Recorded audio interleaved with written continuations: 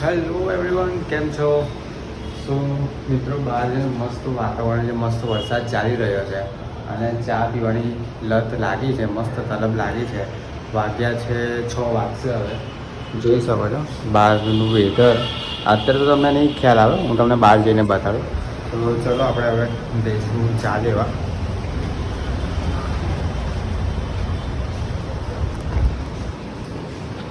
જોઈ શકો છો આપણું ગાડી રેડી જ છે, રેઇનકોટ બી રેડી છે.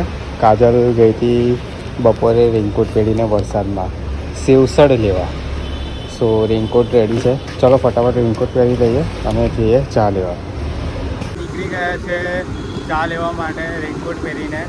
શું શું કરવું પડે છે ચા માટે તો ભાઈ. અને આવા મોસમમાં ચા પીવાની તો કંઈક મજા જ અલગ હોય છે. જોઈ શકો છો તમે વેધર. ઓહો.